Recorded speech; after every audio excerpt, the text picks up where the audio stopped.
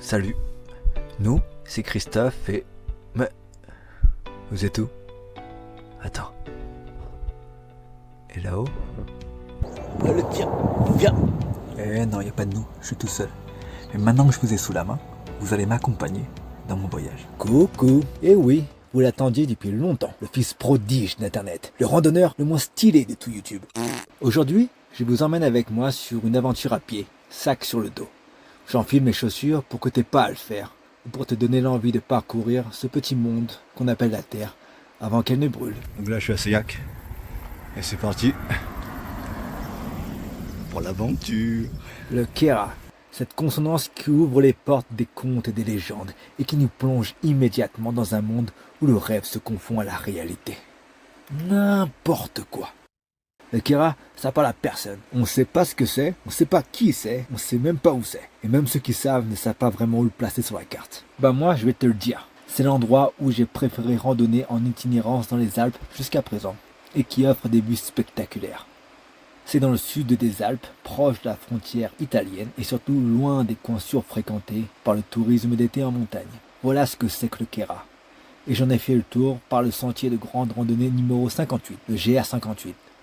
Tadam! Le tour du Kera, c'est le GR58. 110 km sur le tracé principal. Il y a des variantes. On passe à côté de sommets à plus de 3000. Et ça se complète en 5-8 jours. Et il y a beaucoup de dénivelé aussi. Genre il y a 8000 je crois. Entre 7 et 8000 de dénivelé, vu que c'est une boucle positive et négative.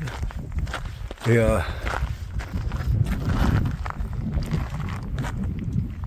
c'est trop beau. C'est pas trop bucolique ça.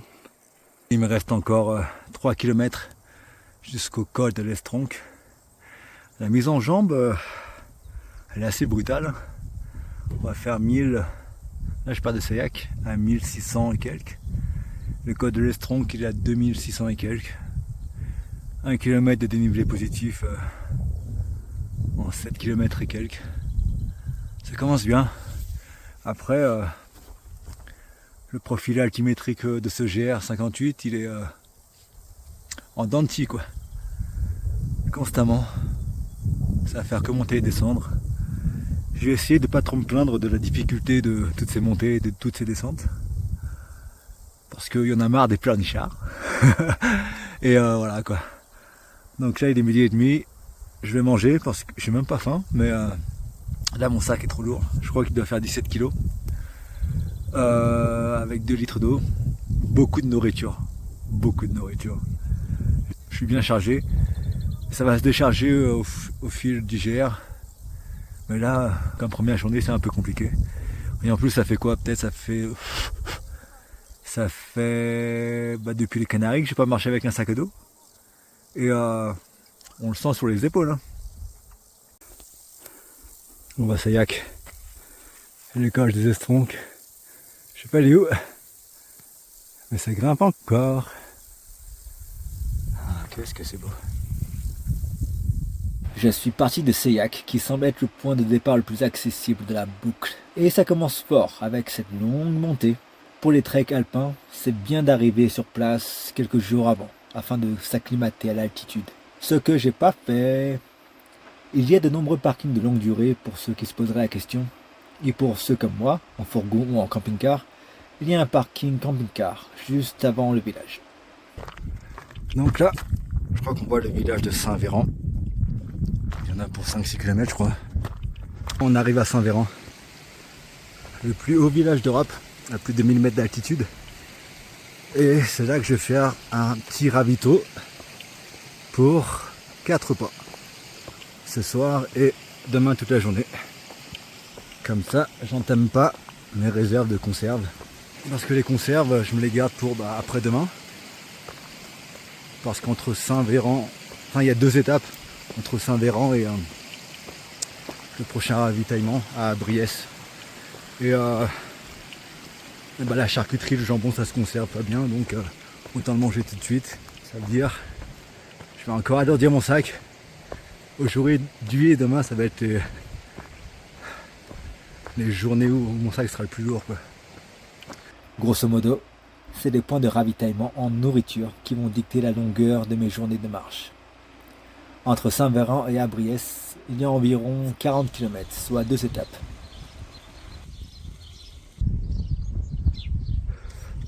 Voilà. Il est beau le petit village. Allez, ça commence à devenir vraiment beau là.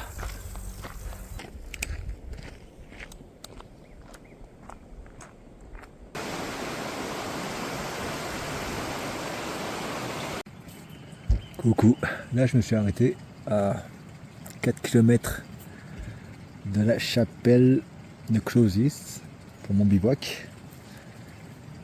Et ouais, je repose mon dos là.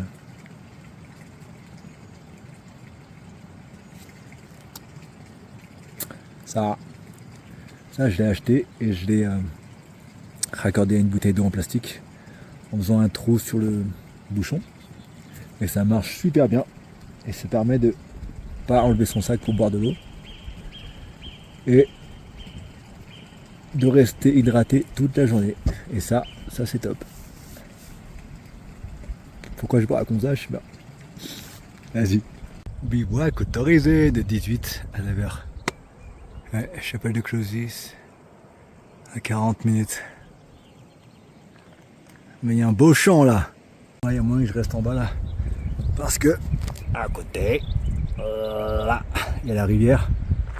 Et c'est cool pour se débarbouiller quoi. On pourrait acheter que là-haut il y a peut-être de l'eau. Mais bon. Je peux me débarbouiller. Bon, ça fait un quart d'heure que je tourne et je vais me poser juste là.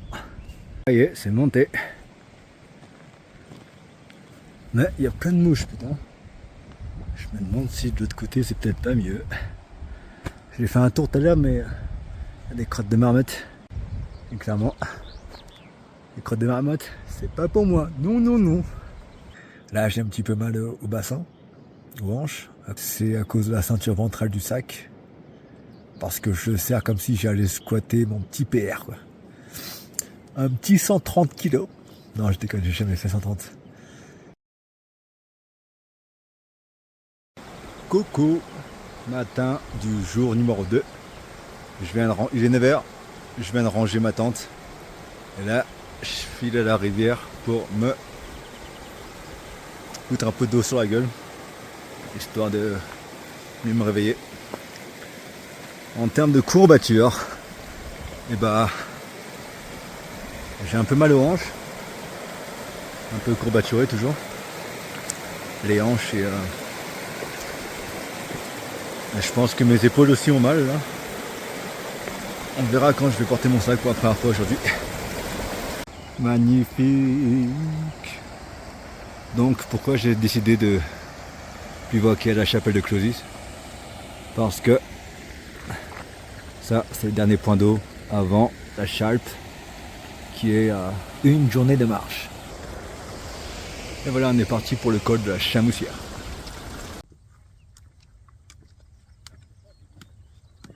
Oh, c'est vraiment très beau. Qu'est-ce que c'est calme.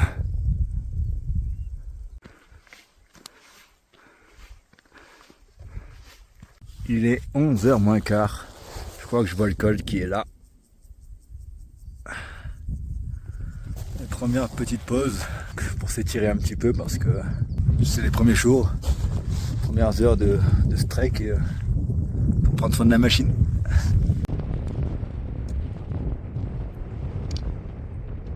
Il est 11h40. On est arrivé à col de Chamoussière. Et on va vers le col d'Aniel, je crois. Qu'est-ce que c'est magnifique. C'est splendide. Il y a encore des gros névés.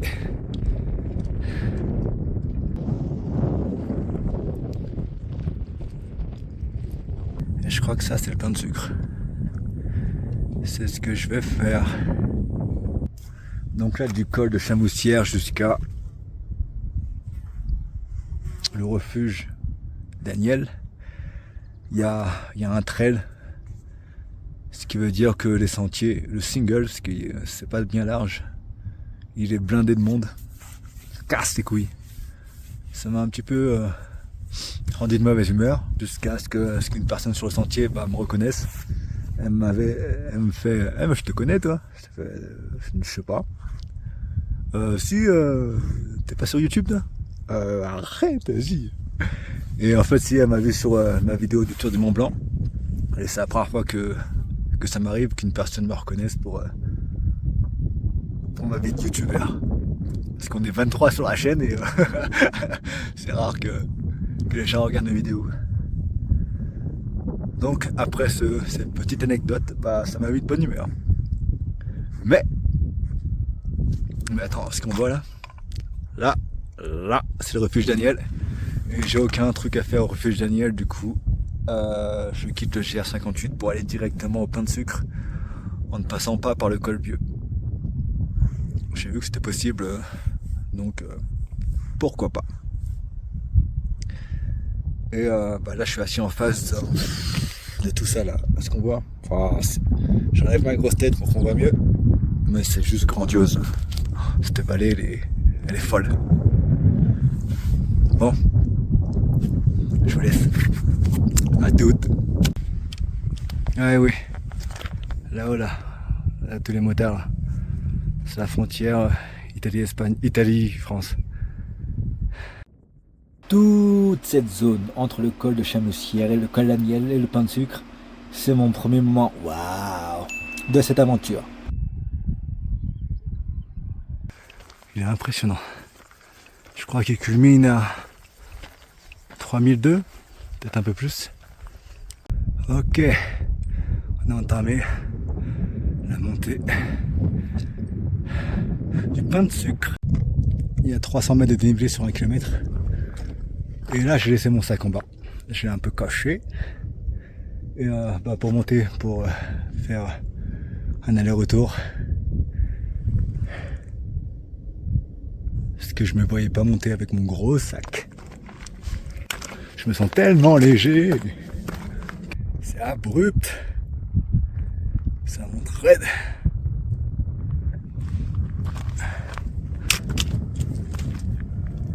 Mais qu'est-ce que c'est beau!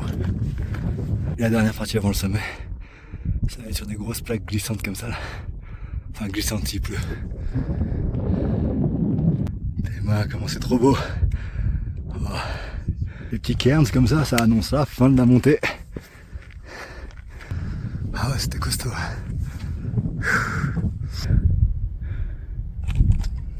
Oh là là là là là là là là là là.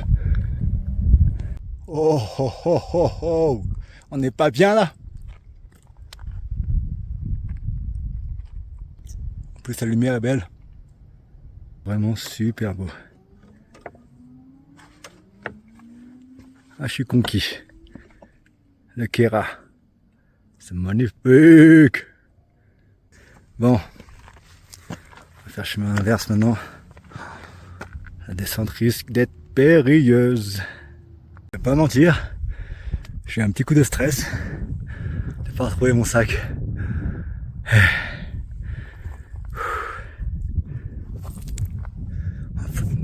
Quand je suis descendu de la montagne, là, je suis descendu un peu plus bas et j'ai commencé à paniquer quand je l'ai pas vu à l'endroit où je pensais l'avoir laissé, quoi. Là, je suis au pied du Pain de Sucre.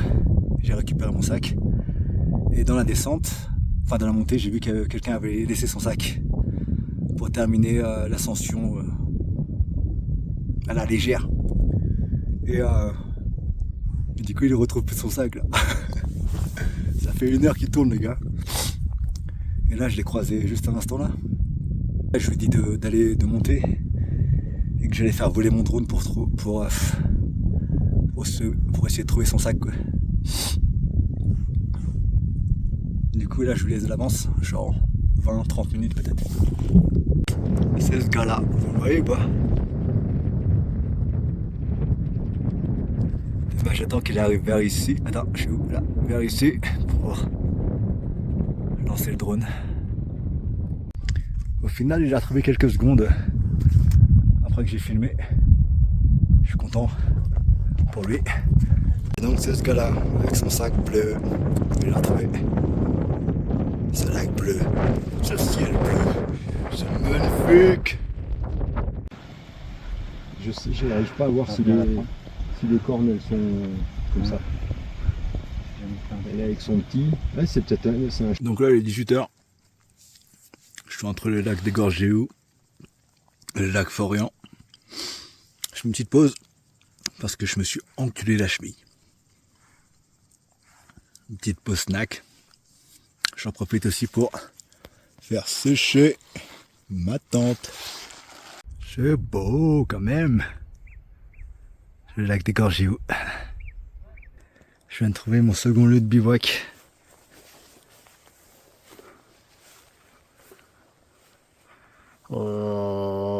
Là.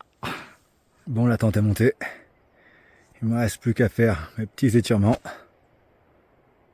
Manger un petit coup. Me débarbouiller la gueule. Et puis on va dodo. Hein. Après, le seul petit bémol de ces bivouacs, c'est que il n'y a pas d'eau à proximité pour se débarbouiller la gueule. Mais qui a besoin de se débarbouiller tous les jours? Je vous pose la question. Non, je rigole. J'ai une petite gourde d'eau. J'ai une petite gourde d'eau pour ça, quoi. Alors, bilan de la journée. Aujourd'hui, j'aurais fait environ 14 km. Petite journée en termes de kilométrage. Mais c'était nécessaire, t'as vu. Je suis en train de tester l'endurance de mon corps, là. Et j'ai pas envie de cramer dès les 2 premiers jours. Aujourd'hui, ce soir, après les étirements, je me sens très bien. Moi, le petit bémol de la journée, c'était cette cheville, quoi. Je me suis bien tordu cette cheville assez violemment. Et voilà.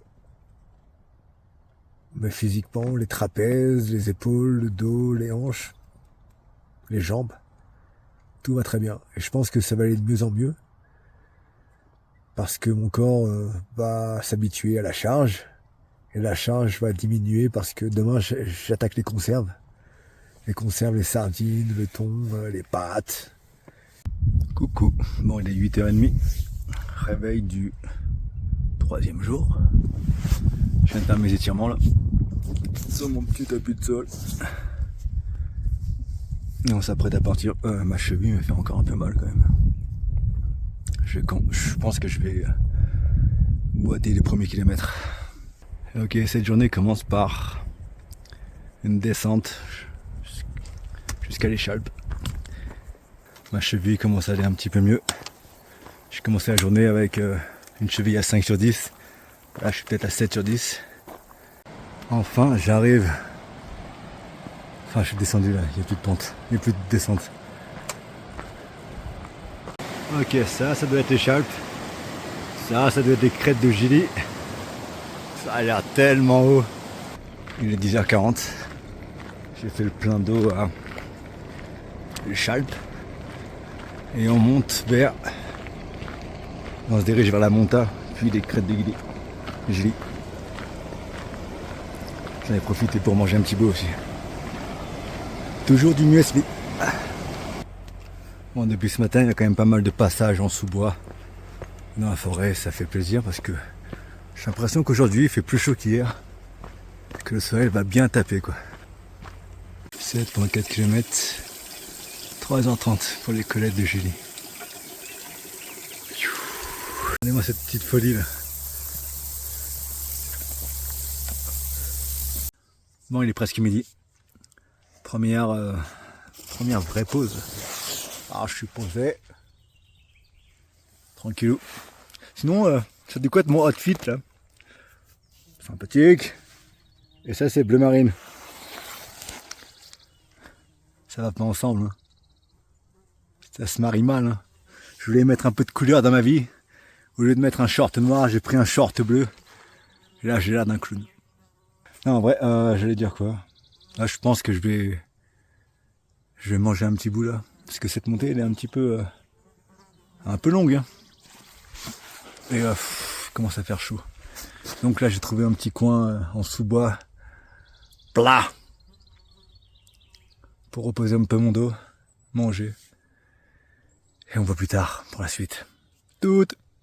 Voilà ce que je trimballe dans mon gros sac. Des sardines, du thon, 1 kilo de pâtes. Bon, après 1 heure de pause, un bon repas. On est reparti un peu plus léger. Ça fait plaisir. Les crêtes de Gilly sont une variante aérienne de ce GR. Le tracé de base passe par le fond de vallée et relie la Monta à Abriès.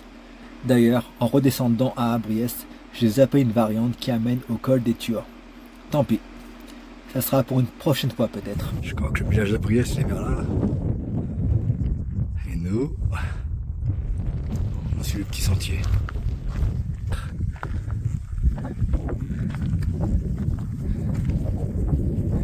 Crête de Gilly de 1584. Abriès dans 1 heure. Col d'Urine. Col d'Urine, vraiment. Bon, de la station de ski Colette de Gilly jusqu'à Abriès, les paysages sont pas dingue. Un petit moment bas, mais il en faut dans ce. C'est pour apprécier mieux les moments superbes quoi. Là on est en sous-bois, en forêt, on voit pas grand chose, à voir. Mais c'est pas grave pour l'instant, ça fait du bien parce qu'on est à l'ombre. Bon, il est 18h, j'arrive à Briès. Ah oui. Je vais essayer de trouver une épicerie, me prendre un gros coca. Me reposer un petit peu et monter vers là-bas là, à Malriff. Bon là je quitte à Briès. J'ai recroisé le gars d'hier qui avait perdu son sac. Il s'appelle Julien. Et lui, il suit tout un autre itinéraire que moi. Je l'ai croisé au bar. Moi, là il est 18h30 et je monte à Malriff pour bivouacer là-bas. Vous voyez, généralement, quand je pars en itinérance, les 2 premiers jours, j'ai les lèvres complètement gercées. Mais ça...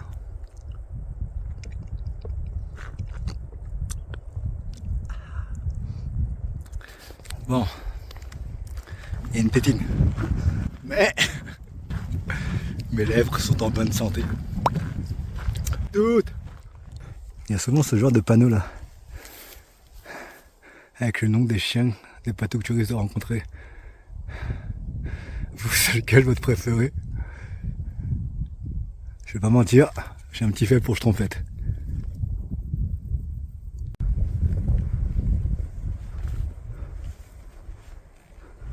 Bon.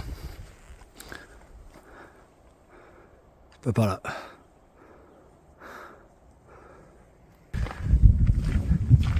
Le village n'est pas complètement en ruine.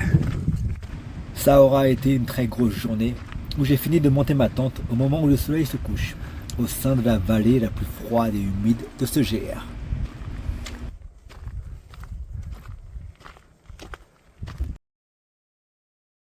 Donc hier soir, je me suis posé ici.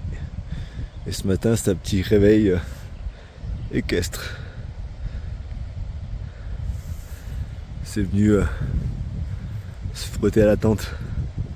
Ce matin, petit réveil avec des gloussements d'une tente d'à côté. Ça m'a énervé.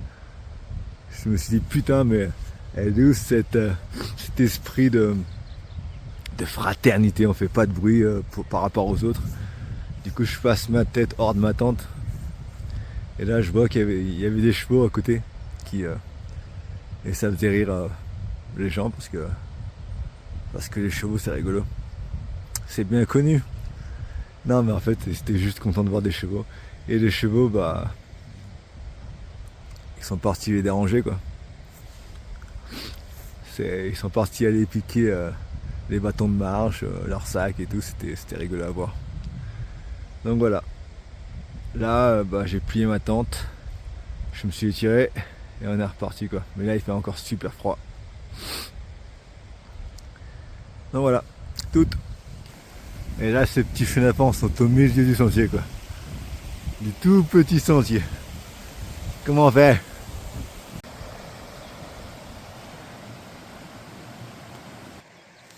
va au col du Malrif. 2h40. Le paysage commence super bien ce matin. Regardez-moi ça, comment c'est magnifique là.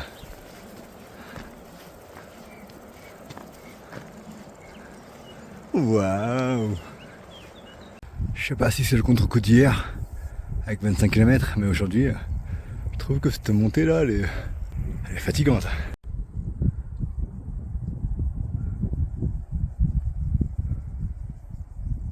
Violent comme réveil, hein. C'est sublime, bordel. Ouah. Ça continue, putain. Il est 10h15. On est à 2565. On arrive au lac des Malrif. Ah, j'ai juste trempé les pieds. Elle est trop fraîche. La montée vers le lac plus ce col a été la plus éprouvante de tout le GR. Mais quel spectacle! Lorsqu'on s'enfonce dans la vallée, dans le cirque, les parois tout autour ressemblent à une forteresse que l'on doit gravir. Et c'est d'une beauté rare. Second moment waouh de cette aventure.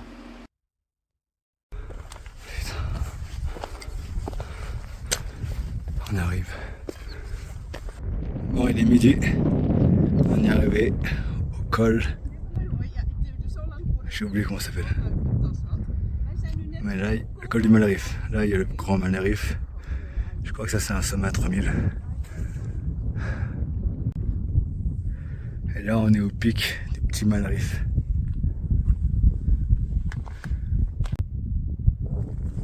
Bon, là, il est 13h. Je suis en train de faire ma popote.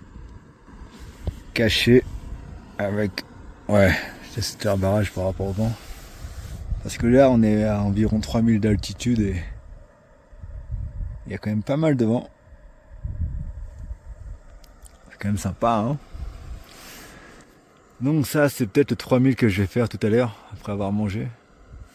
Et donc, le repas, c'est quoi? C'est pâte au thon à l'huile, avec sa dose de parmesan. Ça n'a pas l'air bon, mais ça fait le taf. C'est pas tous les jours qu'on déjeune à plus de 3000 mètres d'altitude. Je crois que ça a été mon moment préféré de cette aventure. Un petit moment suspendu, où j'ai été seul face à mon repas, impénétrable à ses pensées anxieuses sur le kilométrage restant, vers le point de bivouac, vers la prochaine source d'eau, tout ça. Au final, non, je vais pas le monter ces 3000. Je préfère me reposer.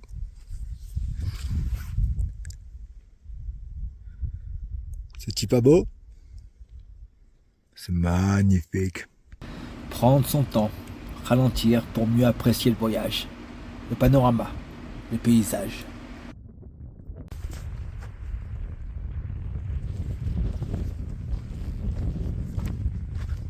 La grosse marmotte.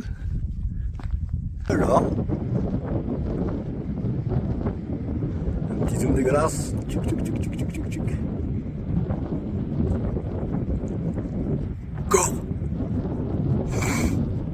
Et on arrive à fond de Servières. Nous on va aller au col de PA. 2h30. 3 km 6. Et de quelle heure là? 17h45. On commence l'ascension du col de Péas. Wow, c'est déjà magnifique. On est parti de là-bas, fond de Servières. Et on monte un col, je sais pas où, je sais pas c'est lequel. Mais ça va piquer. 19h45. On est parti à la recherche d'un bivouac. Ok, j'ai trouvé ma place de bivouac. Donc j'ai tourné 15 minutes dans cette prairie en pente pour essayer de trouver l'endroit le moins pentu, quoi. Putain de psychopathe. Après j'ai abdiqué parce qu'il commence à faire vraiment froid. J'ai faim et je suis fatigué et j'ai aucun style. Mais ça c'est autre chose, ça. Vas-y à toutes. Réveil du 5e jour. Il est 8h et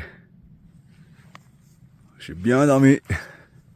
Là du col on descend vers Villevieille pour passer à un supermarché. Il me reste un repas. Assez pour atteindre le supermarché qui est à 2h, 3h de marche là. J'espère y arriver avant midi. Il fait entre midi et 15h30. La partie entre Bergerie de Péas et ici, inintéressante à mourir. Encore un temps bas. Toujours pour mieux apprécier les temps où il est 13h, on arrive enfin à Vieille Ville ou Ville Vieille. C'est là où j'ai mangé et j'ai fait une petite sieste. En attendant que le supermarché ouvre. Ce matin quand je me suis réveillé, ma cheville était un peu coincée. Et je pensais que ça allait se décoincer en marchant. Mais au bout de quelques heures, je me suis rendu à l'évidence que c'était pas en marchant que ça allait bien s'améliorer, quoi. Et toute la descente était une plaie. C'était fatigant, ça faisait mal. Et c'est pour ça que très vite, je me suis dit que j'allais pas arriver ici avant midi.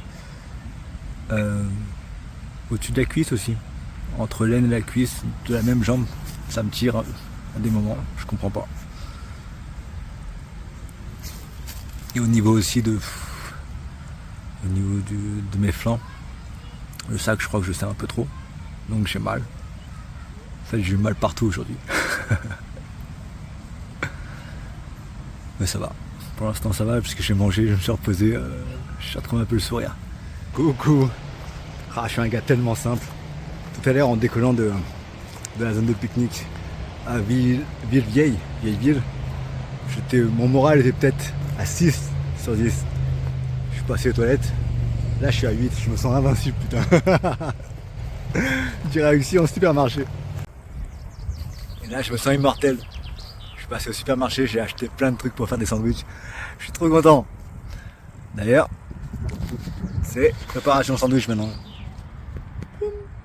Ok, ma petite montagne de sandwich est finie. J'ai niqué pas mal de charcuteries et de fromage. Il est temps de partir. Direction le lac de Roux.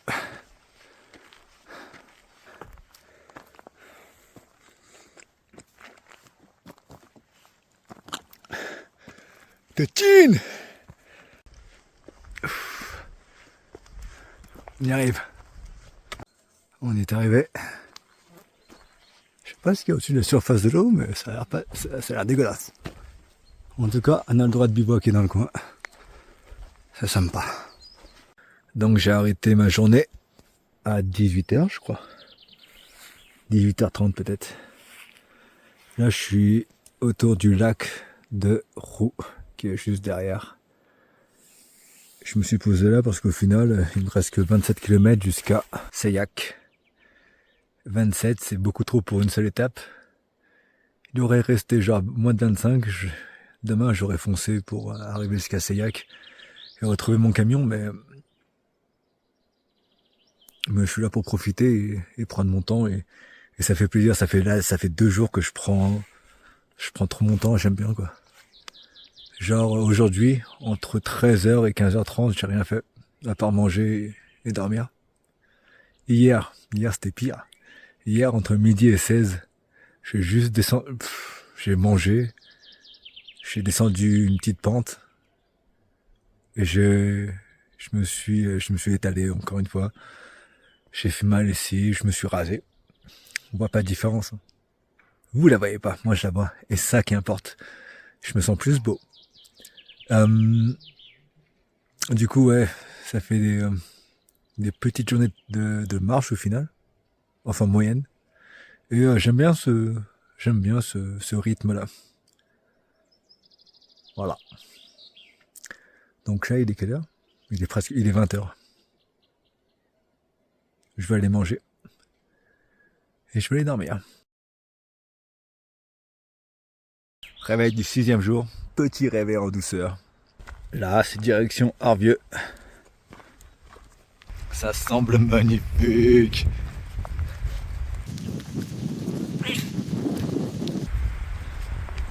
Putain, c'est beau.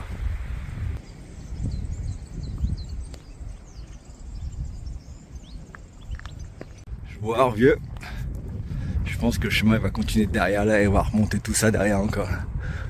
Ah, ça promet d'être magnifique. J'adore.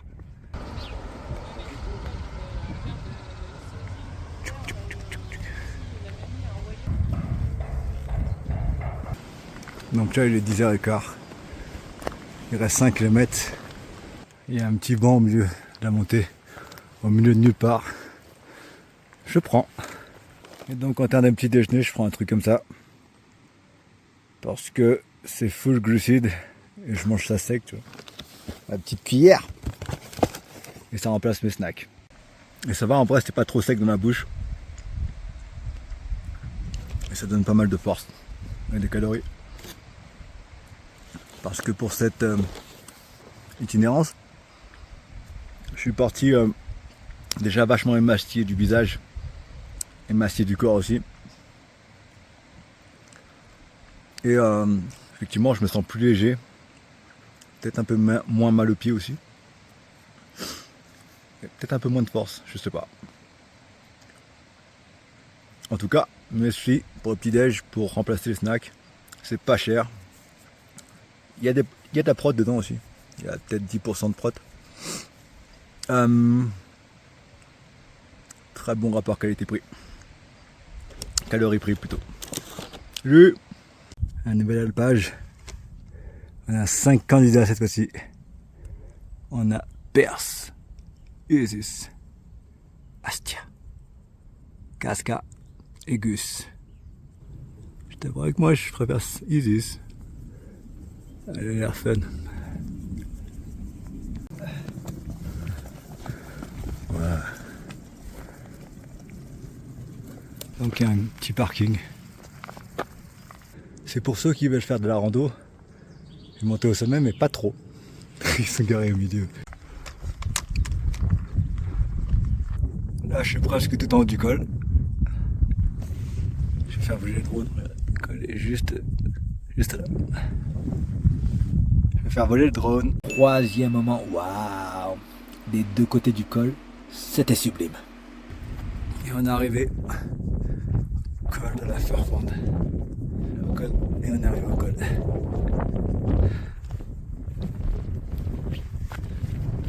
Qui était là.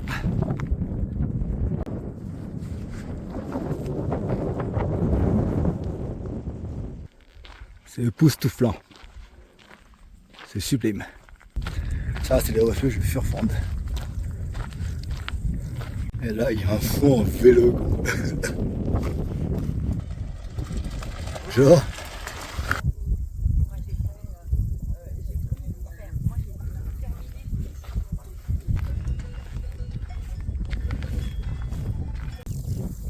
Encore un âne sur le trajet.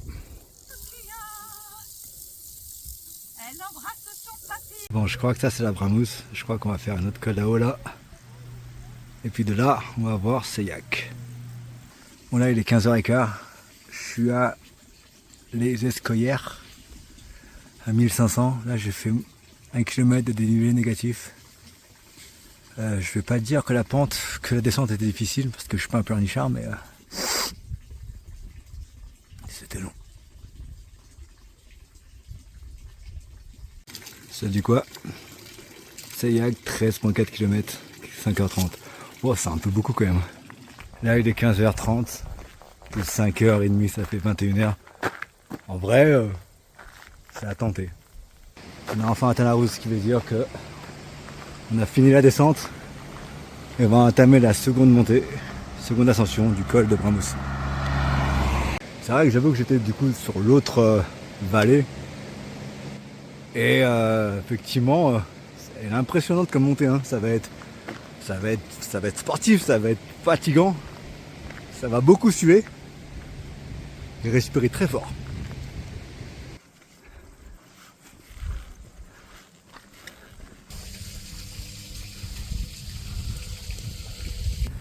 On dépasse Bramousse et on monte vers l'ombre.